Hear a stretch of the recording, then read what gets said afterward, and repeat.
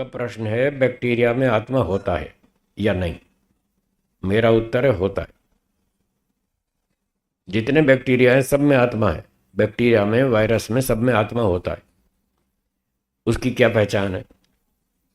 उसकी पहचान ये है कि जिसकी नस्ल पैदा होती है। क्या बोला? जिसकी नस्ल पैदा होती है उसमें आत्मा है। ये नियम। गाय की नस्ल पैदा होती है, गाय से संतान होती है ना अपनी नस्ल की, तो गाय से गाय पैदा होती है, उसमें आत्मा है। बकरी से बकरी पैदा होती है, उसमें आत्मा है। घोड़े से घोड़ा, गधे से गधा, मनुष्य से मनुष्य, इनमें सब में अगली अगली नस्ल पैदा होती है, तो मतलब उसमें आत्मा है। कार से कार पैदा होती है, मतलब वहां आत्मा नहीं है। स्कूटर से स्कूटर पैदा नहीं होता, उसमें आत्मा नहीं है। पर बैक्टीरिया से अगला बैक्टीरिया पैदा होता है, होता है तो आत्मा है। जहां अपने जैसी नस्ल पैदा होती है वहां आत्मा है। ये नियम। सिस्टम अलग हो सकता है। हाँ, किस तरह से पैदा होता है। कोई अंडे से पैदा होता है, कोई गर्भाशय से पैदा होता है, कोई गर्मी पसीने से पैदा होता है, वो सिस्टम अलग चीज़ है। पर अपने जैसी नस्ल पैदा होती है, मल्टीप्लिकेशन होता है, तो समझ लो उसमें आत्मा है। ये पहचान। हम्म। हाँ हाँ, ठीक है।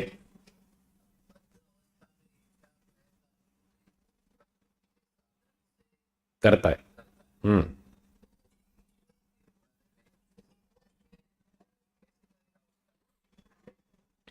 आपका प्रश्न ये है कि जीवात्मा के जो स्वाभाविक गुण हैं वो बंधन अवस्था में भी हैं और मोक्ष में भी रहेंगे। ठीक बात है। तो प्रश्न ये है कि बंधन अवस्था में तो जीवात्मा ये प्राकृतिक साधनों की सहायता से काम कर रहा है। आंख, नाक, कान, मन, बुद्धि, इंद्रियां, ये सब प्रकृति से बने हैं, इनका सहयोग ले रहा है। तो मुक्ति में कैसे करेगा? वहां ये साधन तो होंगे नहीं, तो वहां साधन बदल जाएंगे। आत्मा की 24 शक्तियां स्वाभाविक हैं, वो 9वें समोल्लास में लिखी हैं। वो आज भी हैं, तब भी रहेंगी, वो तो स्वभाव है उसका, वो हटेगा नहीं कभी भी। अब बंधन की स्थिति में जीवात्मा प्रकृति से बने साधनों का सहयोग ले रहा है। ये आंख, ये कान, ठीक है, हाथ पैर, ये सब प्राकृतिक वस्तुओं का सहयोग ले रहा है और अपना काम कर रहा है। मुक्ति में ये साधन तो यहाँ छूट जाएंगे और ईश्वर की शक्तियां जोड़ लेगा अपने साथ। ईश्वर उसको अपनी शक्तियां दे देगा, ले भाई तू भी देख ले। ईश्वर संसार को देखता है या नहीं? जो पूछा उतना उत्तर देना। बात करने का नियम है। ईश्वर दुनिया को देखता है या नहीं? क्या उसकी ऐसी आंख है प्रकृति से बनी हुई? फिर कैसे देखता है? उसके पास देखने की शक्ति है। ईश्वर के पास अपनी देखने की शक्ति है जिससे वो देखता है। ये प्रकृति वाली आंख उसको नहीं चाहिए। जीवात्मा में भी देखने की शक्ति है अपनी ओरिजिनल, पर वो बहुत कम है। कम है, बहुत छोटी छोटी है, थोड़ी है, उतने से वो नहीं देख पाता। इसलिए उसको ईश्वर ने एक सूक्ष्म इंद्रिय, नेत्रेंद्रिय के नाम से बना कर दी। तो एक तो जीवात्मा की अपनी ओरिजिनल देखने की शक्ति, गिनते जाना। पहली तो उसकी अपनी ओरिजिनल शक्ति 24 में से एक देखने की। दूसरी सूक्ष्म इंद्रिय जो नेत्रेंद्रिय के नाम से, वो उसके साथ जोड़ी, अब दो हो गई, एक ओरिजिनल एक नेत्रेंद्रिय। ऊपर से तीसरा ये गोलक, अब तीन हो गए, ये गोलक और जोड़ दिया। अब तीन जुड़ करके तब जीवात्मा को देखने में सुविधा होती है, तब वो देख पाता है। अगर ये गोलक हटा दें, आंख बंद कर लो, नहीं दिखेगा। ये भी हमको हेल्प करता है देखने में। तो गोलक, एक इंद्रिय, एक जीवात्मा की शक्ति, जब तीन इकट्ठी होती हैं तब जाके वो देख पाता है। तो इस आत्मा में एक ओरिजिनल अपनी देखने की शक्ति है ना। तो जैसे जीवात्मा में देखने की शक्ति है, ऐसे ही ईश्वर में भी देखने की शक्ति है। वो अपनी शक्ति से देख लेता है। आत्मा को इन दो चीजों की जरूरत क्यों पड़ी? नेत्रेंद्रिय और ये गोलक, आंख। इन दो की ज़रूरत इसलिए पड़ी कि वो शक्ति बहुत थोड़ी थी, उतने से वो नहीं नहीं देख पाया, उसका काम नहीं चला, इसलिए दो अतिरिक्त साधन और जोड़ने पड़े। अंग्रेजी में इसको एडिशनल डिवाइस कहते हैं। अतिरिक्त मशीन साधन उसको और जोड़ने पड़े, तब जाके वो देख पाया। तो ईश्वर के पास जो ओरिजिनल शक्ति है वो बहुत अधिक है, इतनी अधिक है उसको ये दो एडिशनल डिवाइस जोड़ने की ज़रूरत ही नहीं। वो इतनी शक्ति ज़्यादा है, वो उसी शक्ति से सारी दुनिया को देखता है। अब जब जीवात्मा मुक्ति में जाएगा तो उसके पास अपनी ओरिजिनल शक्ति तो है, ये दो चीज़ें यहाँ छोड़ देगा और इन दो की जगह ईश्वर की शक्ति अपने साथ जोड़ लेगा, एक अपनी और एक ईश्वर की देखने की शक्ति। तो ईश्वर उसको अपनी शक्ति जोड़ देगा और कहेगा देख भाई, जिस शक्ति से मैं दुनिया को देखता हूँ, थोड़ी शक्ति मैं भी तुझे दे रहा हूँ, तू इसको अपने साथ जोड़ ले और देख ले दुनिया को, तू भी देख ले। तो जीवात्मा मुक्ति में ईश्वर की शक्ति से सारी दुनिया को देख लेता है। ऐसे ही सुनने की, ये कान यहीं छोड़ देंगे, ईश्वर से सुनने वाली शक्ति जोड़ लेंगे अपने साथ, तो हमें सारी दुनिया की बातें सुनाई देंगी। तो मुक्ति में आत्मा ईश्वर की शक्तियों की सहायता से देखना, सुनना, खाना, पीना, चखना, घूमना फिरना सारे काम करता है। ये उत्तर हुआ।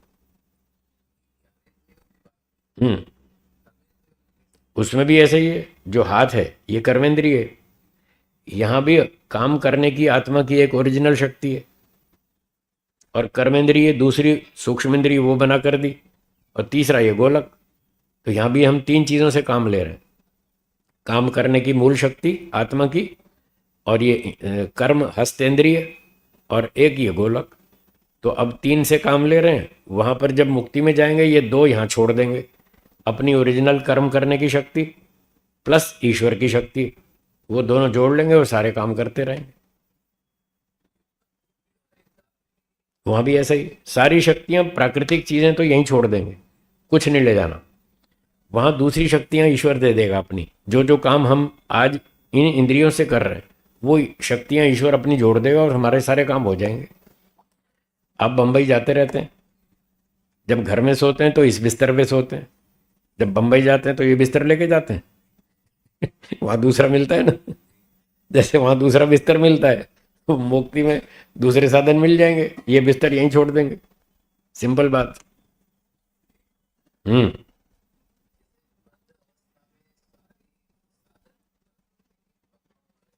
ठीक है, सब कट जाएंगे, परमाणु सब छूट जाएंगे, एक भी परमाणु आत्मा के साथ कनेक्टेड नहीं होगा, तभी तो प्रकृति से पीछा छूटेगा। इसी का नाम तो मुक्ति है, प्रकृति से पीछा छुड़ाओ, यही मुक्ति है जी।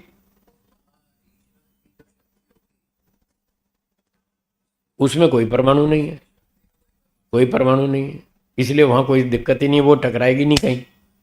हाँ, ये तो टकराती है ना, वहां कोई टकराने का काम ही नहीं है, क्योंकि वहां परमाणु कुछ है ही नहीं। पूरे ब्रह्मांड के अंदर आत्मा घूमेगा, कहीं भी जाए कहीं भी आए, सब जगह घूमे फिरे, कोई रोक टोक नहीं, कोई रुकावट नहीं, कोई उसको ब्रेक नहीं लगा सकता। कोई लोहे का बड़े से बड़ा दीवार हो लोहे की, वो उसको नहीं रोक सकती, वो क्रॉस हो जाएगा, उसको नहीं रोक सकता, कोई भी नहीं रोक सकता। हम्म।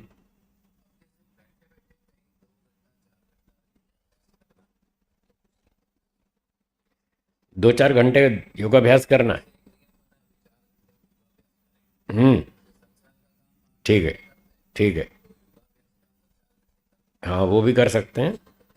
पहले तो उसके लिए आपको क्षमता बनानी पड़ेगी, 4 घंटा आप बैठ सकें।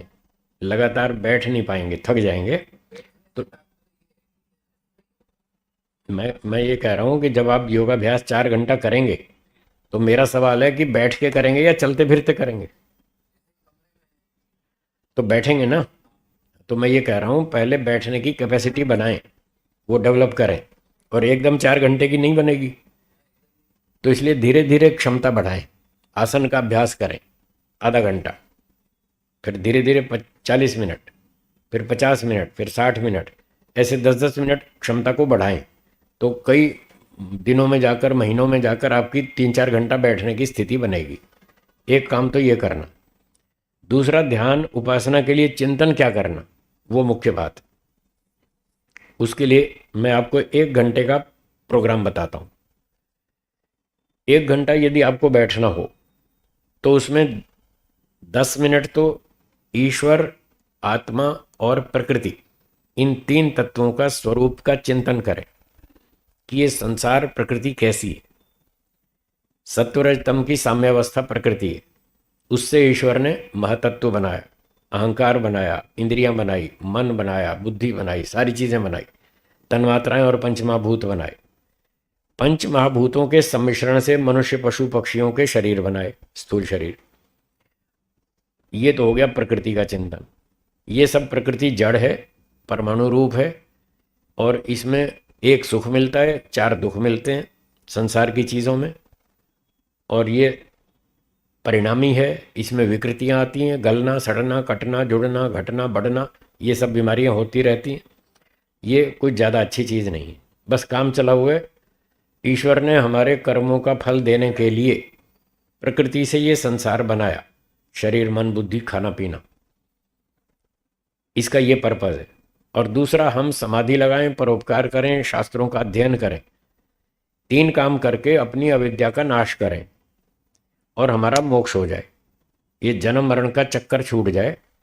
इस पर्पज से ईश्वर ने संसार बनाया। ये प्रकृति का चिंतन हो गया। तो पहले ये, सबसे पहले यहां से शुरू करें। फिर जीवात्मा के स्वरूप का चिंतन करें। मैं आत्मा हूं, अणुरूप हूं, बहुत छोटा हूं, कर्म करने में स्वतंत्र हूं, फल भोगने में परतंत्र हूं। जब अच्छे काम करता हूं तो ईश्वर मुझे अच्छा फल देता है, मनुष्य बनाता है, अच्छे अच्छे विद्वान माता पिता, धार्मिक आदि आदि सब चीज़ें मिलती हैं। जब बुरे काम करता हूं तो सांप, कुत्ता, गधा, हाथी, बंदर, शेर, भेड़िया बनाता है। ये बुरे कर्मों का दंड है।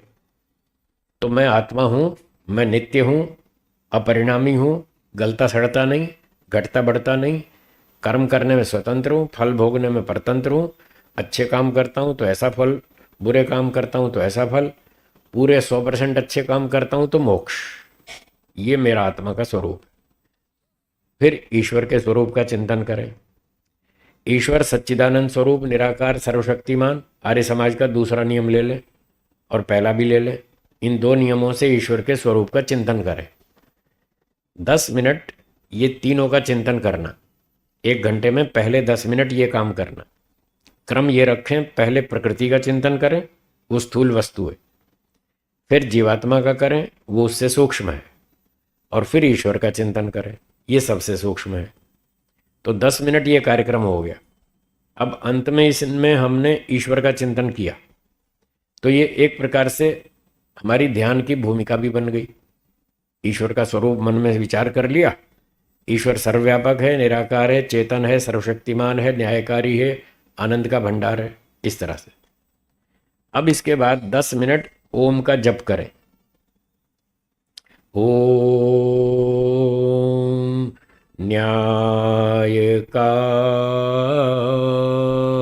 न्यायकारी, इस तरह से। ये एक हुआ, एक गुण। फिर इसका अर्थ बोलेंगे। हे ईश्वर, आप न्यायकारी हैं, हमें भी न्यायकारी बनाइए। आप कभी किसी पर अन्याय नहीं करते, हम भी कभी किसी पर अन्याय नहीं करेंगे। ऐसे मंत्र बोलना, फिर अर्थ बोलना, फिर मंत्र बोलना, फिर अर्थ बोलना, ऐसे बार बार रिपीट करें। तो आपने ओम न्यायकारी ये मंत्र ले लिया, 2-3 मिनट इससे अभ्यास किया।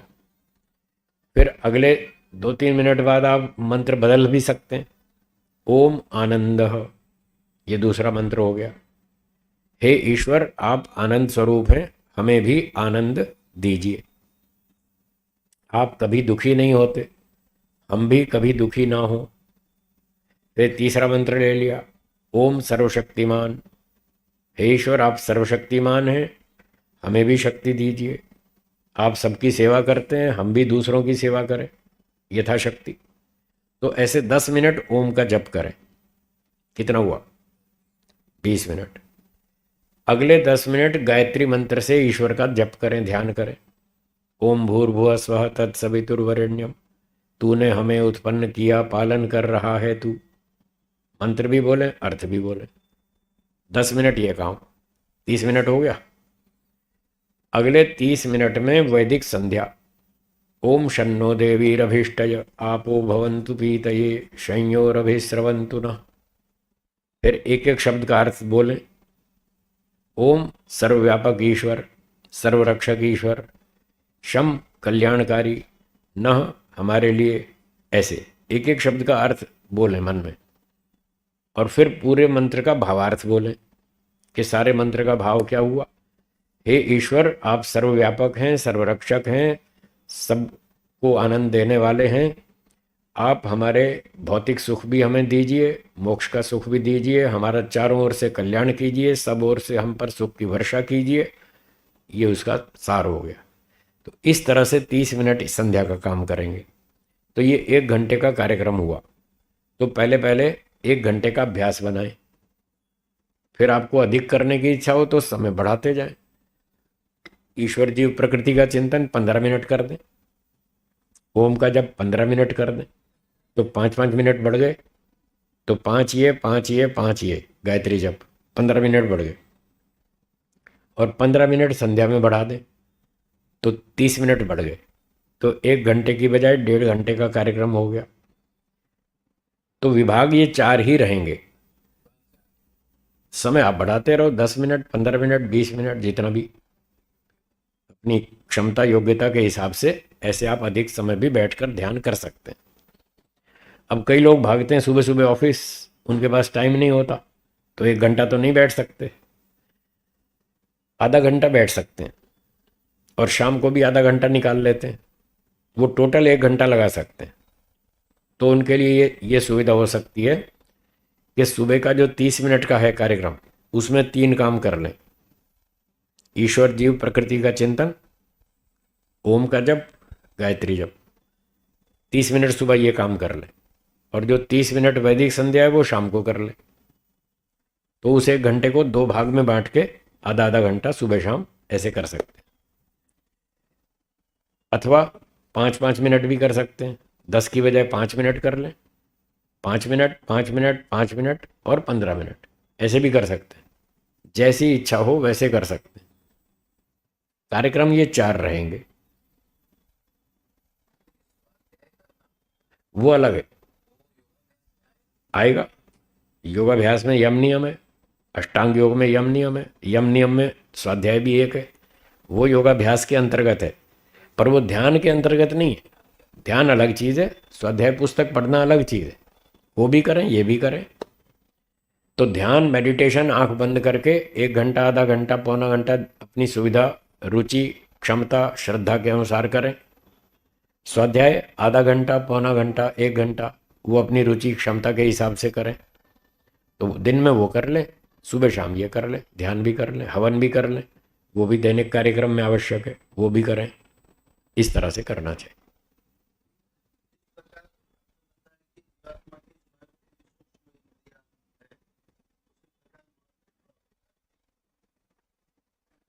जीवात्मा की अपनी शक्तियां हैं, हाँ वो भी हैं। बुद्ध, निर्णय लेने की जो क्षमता है ना, महतत्व वाली, वो भी है आत्मा में। निर्णय लेने की क्षमता, सोचने की क्षमता, मन वाली सारी है उसमें, सारी है। वो कम पड़ती हैं, इसलिए ईश्वर ने ऊपर से बना के दी, प्रकृति वाली वो बना दी। तो बंधन में हम इन चीज़ों का सहयोग ले लेंगे, मोक्ष में ईश्वर की शक्ति का सहयोग ले लेंगे। अकेले कुछ नहीं कर सकते, अकेले तो पत्थर की तरह बेहोश। अकेला आत्मा तो ऐसा है, उसको होश भी नहीं आता। जब तक वो प्रकृति या ईश्वर की सहायता ना ले तब तक तो बेहोश पत्थर की तरह। और फिर भी आदमी कितनी अकड़ में रहता है। ठीक है, समय समाप्त हो गया, विराम देंगे। शाम की सूचना श्री लालचंद जी बताएंगे।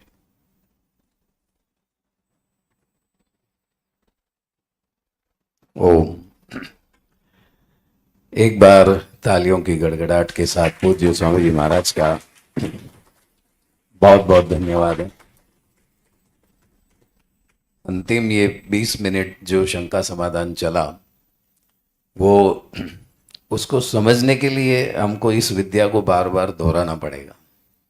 मैं अपनी बात कहूँ तो हम पिछले 7-8 महीने से रोज सुबह में 1 घंटा या सवा घंटा इन विषयों पर चर्चा करते हैं पूज्य स्वामी जी महाराज के आदेश और निर्देश अनुसार आर्योदेश रत्नमाला और व्यवहार भानु के माध्यम से।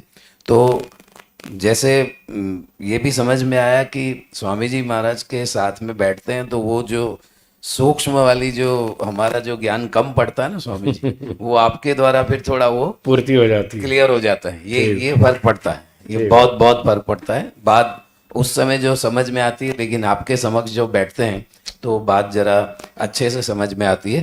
तो इसके लिए पूज्य स्वामी जी महाराज आपका बहुत बहुत धन्यवाद है। हम सबका ऐसा परम सौभाग्य है कि हमें ऐसे विद्वान के सानिध्य में बैठकर कुछ समय मिला है। नहीं बताता।